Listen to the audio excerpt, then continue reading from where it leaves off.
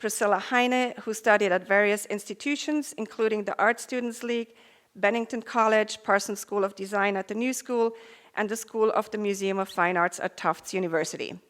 Priscilla has shown her work consistently since 1979, participating in solo and group exhibitions at the Whitney Museum, the School of Visual Arts, Harvey Gallery, and Wally Findlay Galleries, the Heckscher Museum of Art and Islip Art Museum, as well as Ashawagh Hall and Guildhall in East Hampton, and the Boston City Hall. Priscilla was born and raised in New York City, and she lives and works in East Hampton. Please welcome Priscilla Heine.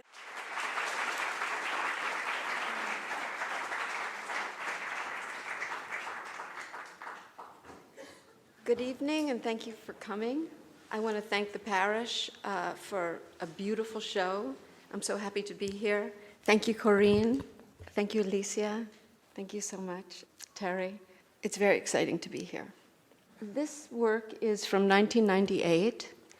It's called The Lightbulb Factory. When I was in the museum school, which was in the late 70s, at the end of my time there, I was painting abstract paintings, but really kind of color field, poured paintings that were perhaps elegant and very formal. And when I returned after that time to the Lower East Side of New York, I felt like I needed to bring in some of the psychology that I found was so satisfying in work. And when I saw work that really moved me, the formal elements would reference a kind of a release and a statement about life and existence. And I felt like I needed to investigate that before doing just formal abstract work. I needed to fill it with content that mattered to me. And so with time, I began to find marks and images that were personal. And the exciting aspect about the process was that I could completely fall into something and be surprised, learn from it, and move forward with it. So that light bulb in the middle, that little face on the left of the blue flower-like piece, those were things that just happened and amazed me. The two almost like, they look like shower heads in the upper right-hand corner surrounding that very black head, that was incredibly satisfying because the symbolism happens by itself. This next painting, The Twirl Girl, is very much about that. When I was a child, I drew a great deal, and I used to just take a line and move it around on a piece of paper, as a lot of children do, and then fill in the spaces in between. And at one point, as a child, I realized that it was like a head dress, and I erased the part that would be the face. So I decided in 2004 to try that, to go back to that moment.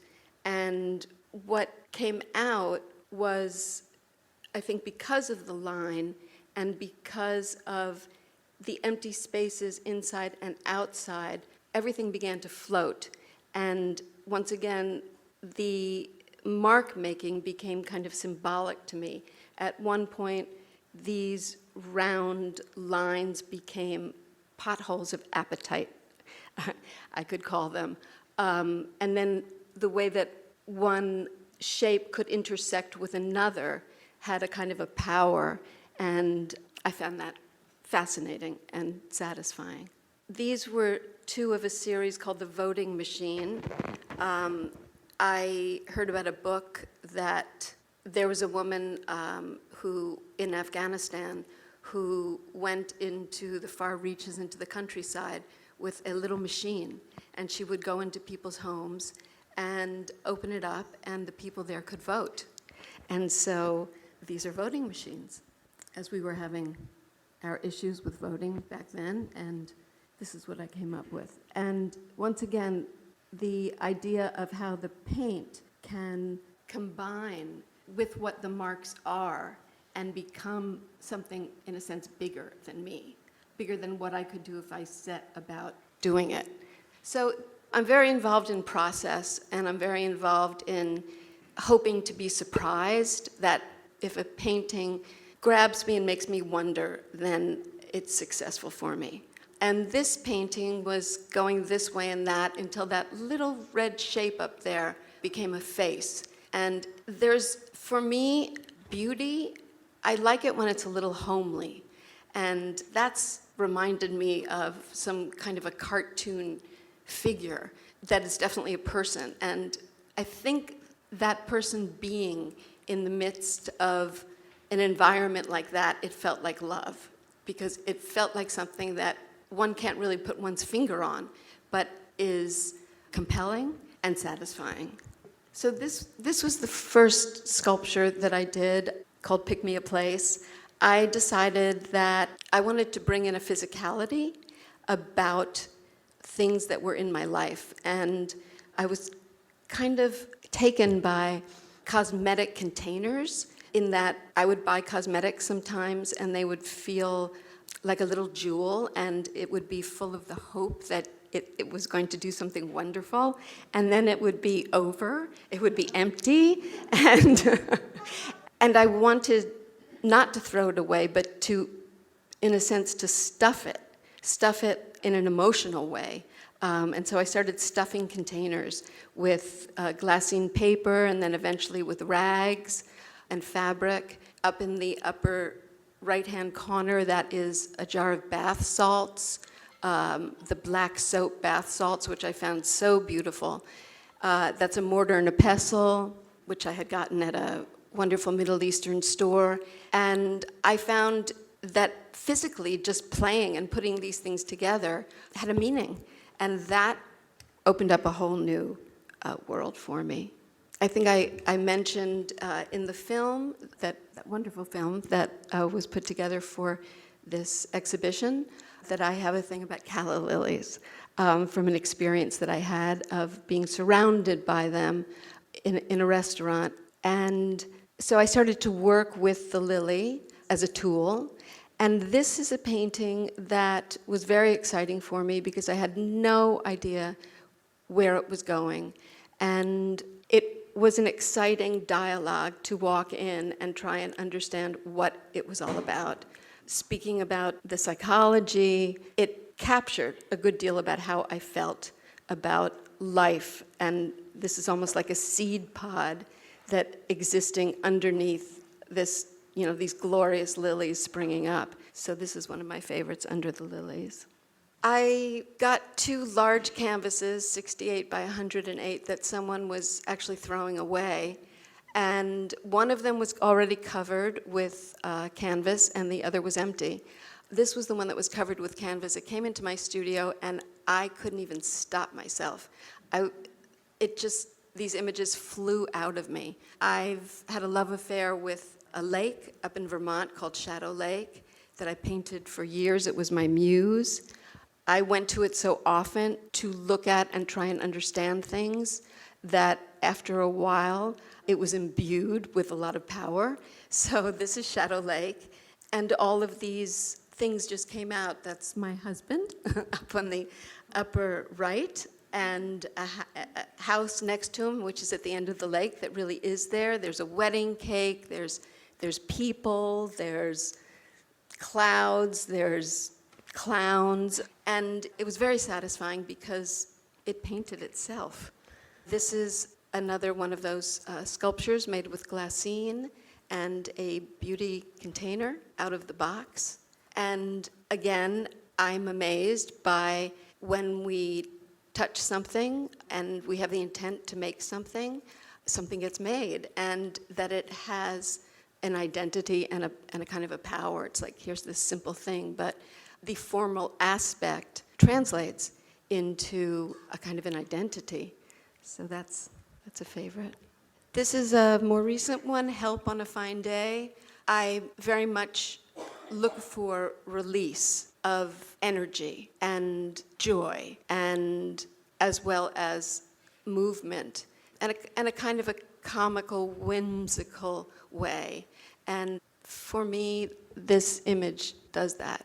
I put these two together because it always surprises me that the sculptures are so similar in informal ways to the paintings and the marks. It feels, artists often say that it's as if we have DNA in us, and the work that comes out has that DNA. This is called Poof, the one on the left, and that was the frame that I had gotten with that other canvas. And there was some sort of fascination and joy in making that, in working that painting. It actually started from, I had seen a film, a wonderful film called Beautiful, which was takes place in Barcelona, in the slums of Barcelona, very powerful. And there was one scene where there were women dancing, mostly naked, and they had tassels on their butts, and they were very good at moving them. And that, I had a dream about it after I saw the film. So that is how this painting started. And then it morphed and it changed. And the paintings, as with the sculptures, but more with the paintings, once one mark goes down, it will then tell me what it's about. So it becomes this dialogue, a little like looking into the lake or looking up at the sky and trying to understand. And next to it is that sculpture is called Life as Is. And these sculptures are very satisfying to do, in that I have been able to go into my closet, the closets of people that I know, find rags, find old things, and use them. Fabric fascinates me because of the energy and stories that it holds from the people that first made it. I like to think about to try and visualize the people making these fabrics in different parts of the world, what they've put into them, and then the people that have worn them and what they've gone through.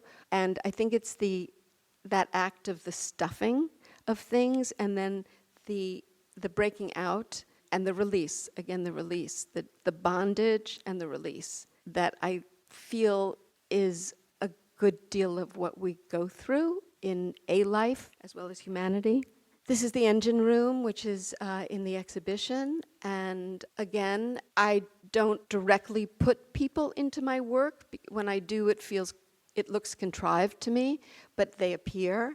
And in this painting, it feels to me like a basement somewhere full with a boiler in it, and where all the dark stuff happens that perhaps fuels up an apartment building where people live. And it's downstairs in that boiler room, the handyman who's handling all that. And again, the release, that there's lilies at the top of some sort of a pillar, and a person kind of sniffing it and taking care of it all. This is a recent one, Birds Over Bougainvillea, just a more abstract piece.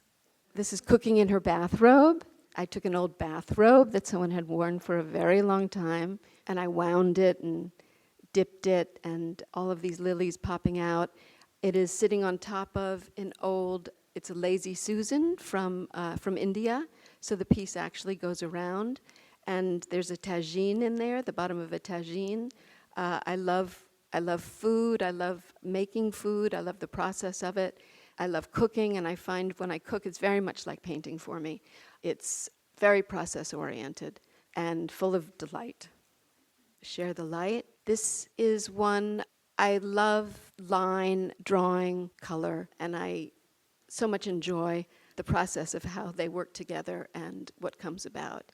I see different things, I'm sure, that everyone else sees, and one of the things that I like is that I'm not quite sure what I'm looking at, and that's fine with me, because a lot of the time I'm not quite sure what I'm looking at in life. This is in dialogue. I think it's kind of a difficult painting. It's for some, but that I like that strength, and that it isn't necessarily formally a good painting. It breaks the rules. It doesn't make a lot of sense, but it is powerful for me. It's like some sort of a dream, and this one, not maybe a bit of a confusing dream, but that's okay.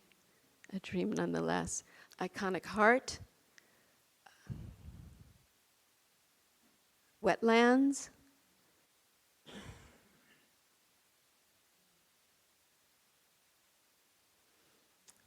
Shadow dream.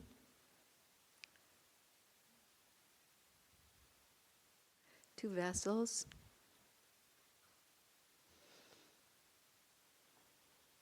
And this last one is also in the exhibition. Again, my obsession with calla lilies. And I like how these spring out of the wall. I like, again, my sense of beauty, it being a little homely, a little messy. And these sculptures are also fascinating to me because I can't believe they hold together a lot of the time. And they're quite strong. And I love that aspect of them. But I also love it that they do hold together and they become something. And that's a surprise. Thank you.